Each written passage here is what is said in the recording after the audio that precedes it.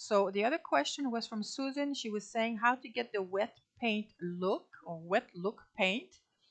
And I'm not sure what she has tried, but the wet paint look, let's just put some white there. If I add a new raster layer and on my brush, I'll just make a circle. If I have the wet look paint, and let's say I want to paint in red, I'm not getting anything. What happens is that you have to do it on an actual layer, not have the other solid color under. You have to have it on. So that's what you get. So if my step is 1, you can see that it's slightly lighter than my color, because if I do multiple pass, it gets darker like wet paint.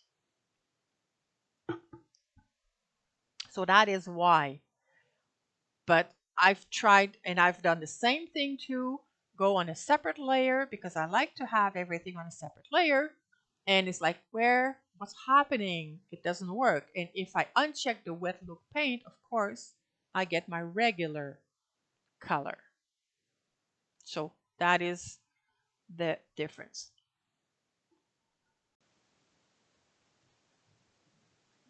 Hey there! I hope you found this information helpful. If you're curious to dive deeper and explore more about PaintShop Pro, we've got a wealth of resources waiting for you in our membership area. There, you'll find in-depth classes, workshops, Q&A sessions, and much more to help you enhance your PaintShop Pro and digital scrapbooking skills. Feel free to check it out. The link is in the video description below. Thanks for watching and see you in the campus!